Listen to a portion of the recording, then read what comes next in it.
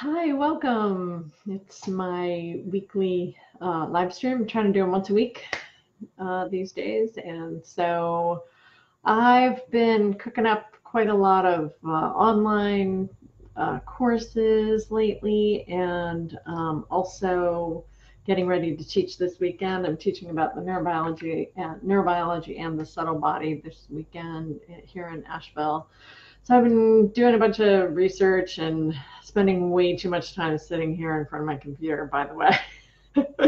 I really am looking forward to next week and getting out and taking lots of walks and doing lots more yoga. So anyway, I thought I would do a live stream today. I'm just waiting a little bit till some people come on because I announced it and people said they were coming.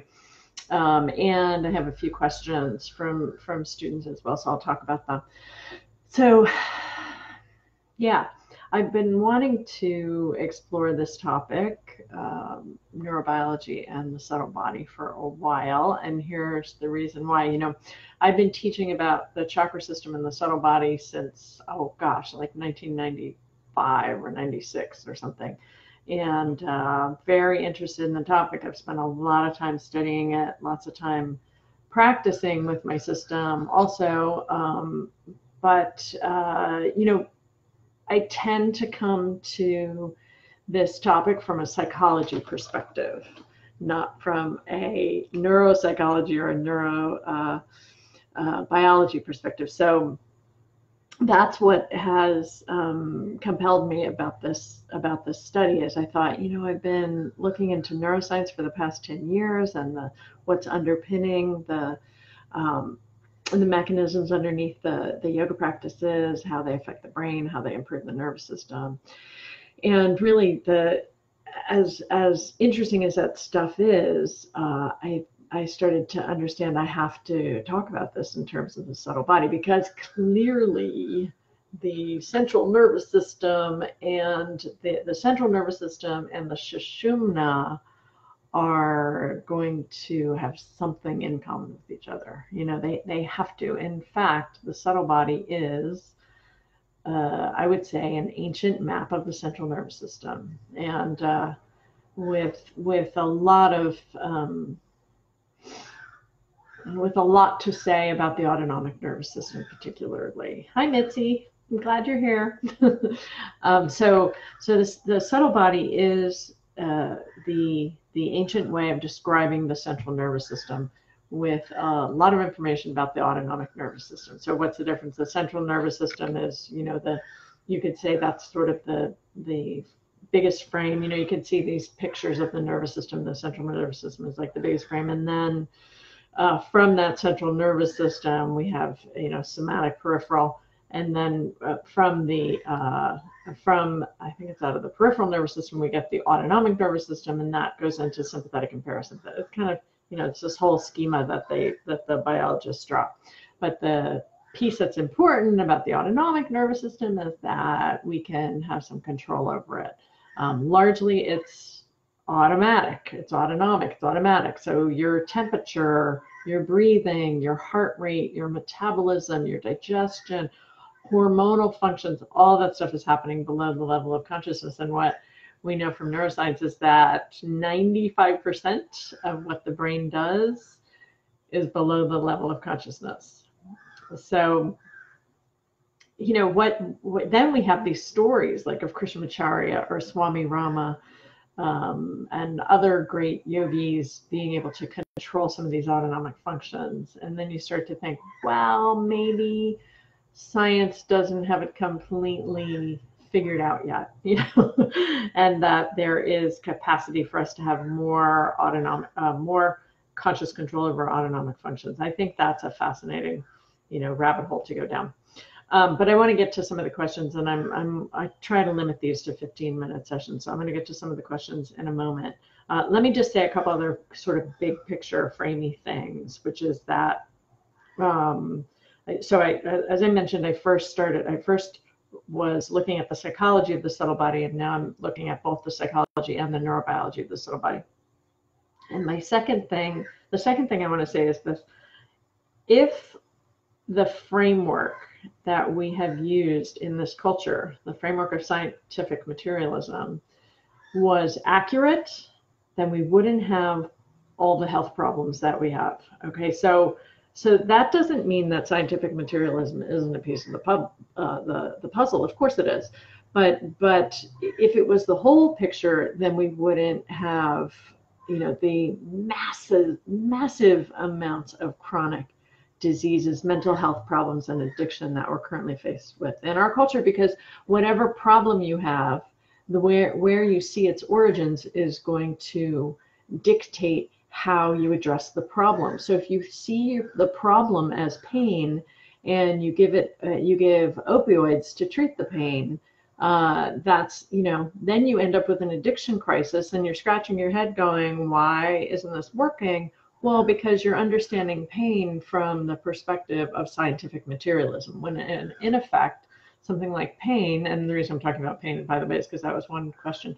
Something like pain, what the research has started to demonstrate, the broader research has started to demonstrate that these are not exclusively biomechanical processes. They also involve the mind, and they involve family structures, they involve culture, they involve our social position. There's so many factors, these social determinants of health, so many factors involved in why somebody has chronic pain or persistent pain. So, you know, to go back to this idea, if we look at the human, so scientific materialism looks at the human structure as if you're basically a car that's somehow broken or missing some chemicals or fluid, and if we can fix all that balance stuff, you know, change the broken part or put some other fluid in there to fix it or some other chemicals in there to fix it, then you'll be fine. And it's just an incredibly small, narrow perspective on human existence. What the subtle body gives us is a non-materialistic perspective on human existence, on human ontology, and a non-materialistic causal flow of our problems. So if we think our problems are caused by, you know, something chemical, something that we have to fix, like you don't have enough serotonin in your system, you know, and we just dump the serotonin or the selective serotonin reuptake inhibitors into the system and think that's going to solve depression.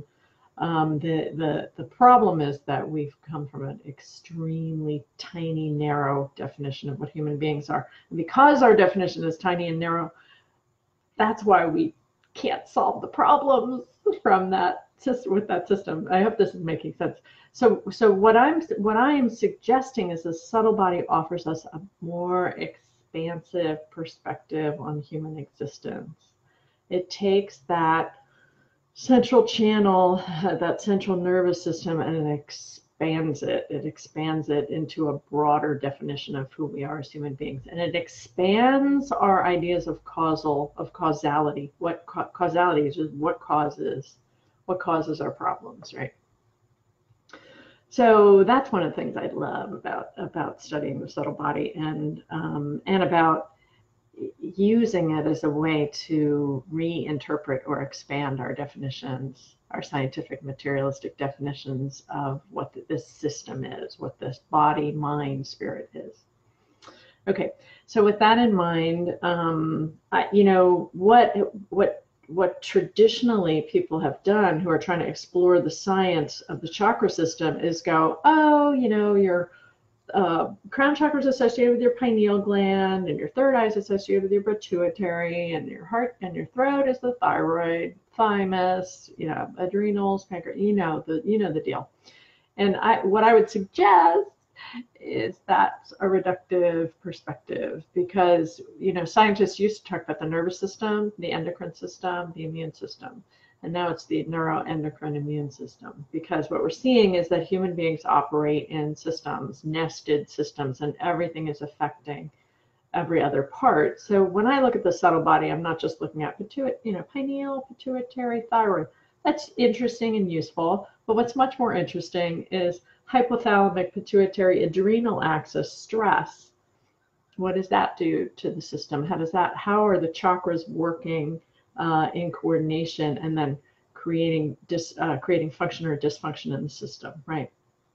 What about the hypothalamic pituitary thyroidal axis? How is that affecting the function of the thyroid, metabolism, stress, right? Because that's also interfacing with hypothalamic pituitary adrenal axis, hypothalamic pituitary gonadal axis, second chakra, gut brain axis, third chakra. So there's this whole new understanding of the nervous system as nested systems that is opening up the way that we can understand the chakras beyond the sort of reductive glands that are related to each chakra.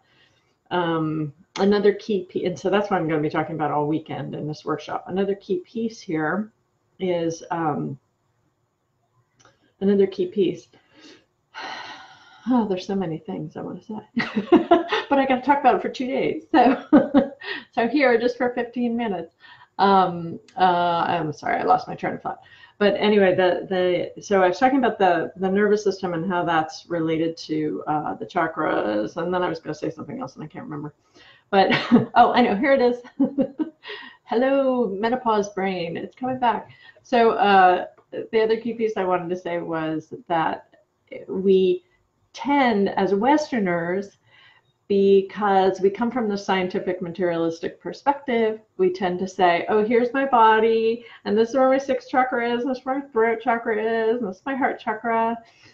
When actually the yogis would say, no, here's your subtle body, and from the subtle body, your physical body manifests. So your chakras are not in your body is in your chakras. And that also is another shifting paradigm that I think is so useful to think about. My body is in my chakras. And so if I go to some of these subtle body techniques, which include asanas, which include pranayamas, which include mantra, which include mudra, bhavana, visualization. There's so many different of these techniques. We go to these different subtle body techniques and we start to tweak the vibration of the pranic energy. That can have the effect on the physical structure. If you're thinking in those causal terms, it makes sense. And it also helps for me to sort of see past a lot of the fluffy chakra dogma that's out there, because there is a ton of fluffy chakra dogma out there, right? I remember walking into Barnes and Noble like 15 years ago, and on this table there was this big table set up, and there were all these little kits, and it was balance your chakra kit, and it had like an essential oil and a stone and a card, and it was $11.99. I was like, $11.99, balance your chakras, that's a great deal. It completely minimizes the importance of this system. And what I think we are going to see within the next 10, 20, maybe 50 years is an awareness that the subtle body is the causal structure of the physical body, and that sound and vibrational healing it's the cutting edge of medicine right now. Not right now, it will be. I think it is right now to some extent, but it's still really kind of fringe. But sound and vibrational healing, because sound and vibrational healing go into the subtle body structures, and from those subtle body structures, from the subtle body vibration, we can shift the vibration of the physical structures. Right now, it might sound like a little woo-woo Asheville out there stuff, but I think it won't. And I think partly it sounds woo-woo because there's so much rainbow dogma chakra garbage out there right now, and it minimizes, or it just detracts from the import of the system and the potential to utilize this system to make really significant changes in the way, not only in our personal health, but in the way we see health in general, right? To move beyond that scientific materialism paradigm that you are a car that's broken and you just need the right part or the right fluid or chemical to fix you.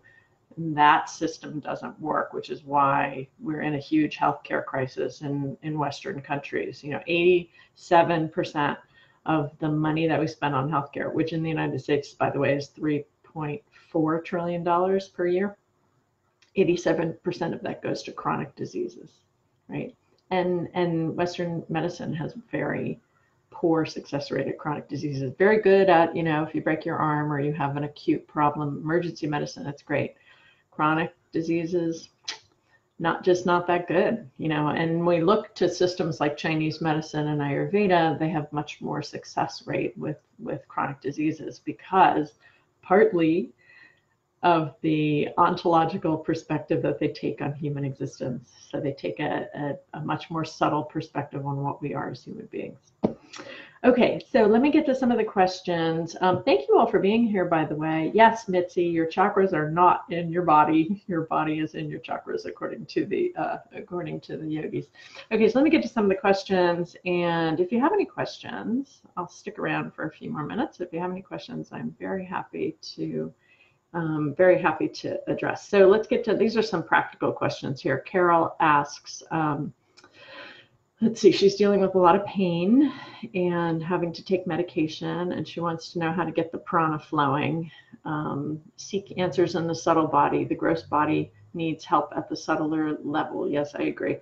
Would love to have prioritized suggestions. Well, of course, I can't work with you, like on a one-on-one therapy session. That would take me, 75 minutes or more, but I can give you some short answers about pain.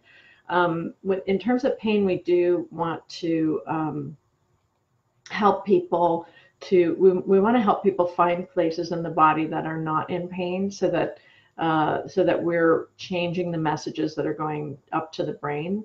So what's critical, I'll just say, to prioritize, what's critical when you're working with chronic or persistent pain is to make sure that you're prioritizing self-care and you're spending 15 or 20 minutes a day trying to get the sympathetic nervous system activation to decrease. So that might be legs up the wall. That might be a different restorative pose. It might be increasing your exhales. That can be really helpful. Just very slowly, gradually exhale to 3, a few times to 4, a few times 5, a few times 6. That might be helpful. And then making sure that you bring awareness into parts of your body that are not feeling painful, finding parts of your body that are feeling good, and because that's going to send messages to the brain that it's not a global thing, that the whole body's in pain. Pain is really hard, and I think there's a lot of things in yoga that can help. I have an ebook I wrote called The Science. What's it called? I think it's called The Subtle Secrets of Pranayama. And it's just I don't know, maybe 20-page ebook that gives some very very subtle and visualization practices that you can use with pranayama. So it's not aggressive pranayamas. I think sometimes we get really aggressive with our pranayamas. So I hope that's helpful, Carol. And feel free. We can chat more about it if you wanted to do a private session. Paula writes and says, I've been wondering about ways to calm vagal tone. I can see diaphragmatic breathing and some pranayama might be a path, but wondered what else. Oh my goodness, Paula. Like, that's the whole point of my teaching. I should say it's part of the point of my teaching. Calm vagal tone. So actually, I think what you would say is improve vagal tone. I think that would be like a little more accurate scientifically. Improve vagal tone, or calm the sympathetic part of the nervous system, and increase activation, improve resilience, increase activation in the parasympathetic part of the nervous system. So let's talk about some things for vagal tone. Just some brief interventions. I like to talk about brief interventions when I'm doing things like this, and also when I work with mental health clinicians, because brief interventions are a way to think about just, what can we do in the short term that can help? People are struggling so much, One of the things I think that is really useful from the yoga tradition for vagal tone, for improving vagal tone, there's so many things, but one thing I think is really important is interoceptive practices. And that means finding creative ways to help people to notice positive or neutral sensations in the body. So the course that I'm coming out with, the Yoga and Neuroscience Connection, is filled with suggestions for that. My trainings are filled with suggestions for doing that, because it's not as simple as notice how your body feels. Although that's a great start, but it's not as simple as that. There are many progressive ways to get people into sensations in the body. So I do think, and research is demonstrating that developing better maps and more map differentiation, which means the brain has better maps of the body and also differentiates sensations and parts of your body. I think yoga is an amazing way to develop that skill set and to help people develop that skill set. And I think that that's an incredible tool for improving vagal tone. So belly breathing, yes, belly breathing is great, and belly breathing is only one tool. And if belly breathing is done without an interoceptive awareness, then you're sort of negating the benefits of it, right? So there's so many different ways to get into belly breathing, and it's not the only tool, and it's not the only way to breathe. There are many other ways of breathing. And frankly, I find helping people extend their exhales to be even more beneficial than belly breathing. But it depends, of course. But that I find that to be one of the most effective techniques, and even adding a little bit of an inhale at the top. Oh my gosh, I didn't mean to stay on for 21 minutes. Thank you all for being here, though. I've got one more question, and then I'm going to wrap this up. So Marie wrote and said, incorporating gentle ways to bring more awareness to the pelvic floor for more grounding in the system, alternative to Mula Bandha. Mula Bandha, it's like belly breathe. It's not the only technique. There's lots of other things we can do. So one thing I've been working with lately, Marie, is constructive rest, where constructive rest. So you're lying. Let's see if I can do it here. So you're lying on the floor. If you can see me, just with your feet up, like this, maybe knees resting. So constructive rest is a great, I just dusted the floor a little there. Constructive rest is a nice position to get into for interoceptive awareness of the pelvic floor, because what happens is your lumbar spine goes into a little bit more of, it's not flexion, but it goes into neutral, right? So you take the curve out of the lumbar spine, goes into neutral, and then you can feel some more spaciousness in the pelvic floor.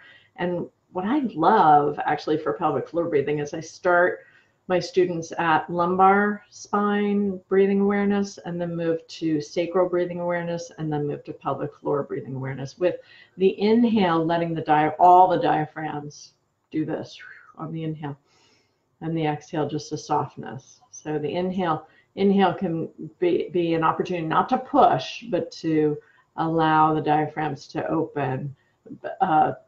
The respiratory diaphragm as well as the pelvic diaphragm, letting that open. So that's one way I've found to be quite useful in working with the pelvic floor. But pelvic floor, there's like it's a whole field of study. Everything is a field of study. Oh my God, there's so much out there.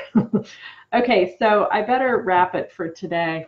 For those of you coming to my workshop tomorrow, I'm looking forward to seeing you. For those of you who signed up for my yoga and neuroscience connection course, it's on track, and we are going to release it, I think, at 12 a.m. on Tuesday morning. So we're really excited to get that rolling. Thank you all for the feedback and for the support. I'm really so happy to get to share this, and I'm so happy that so many people are responding and excited about the course too. Okay, thank you for being here. Namaste. I'll talk to you again next week.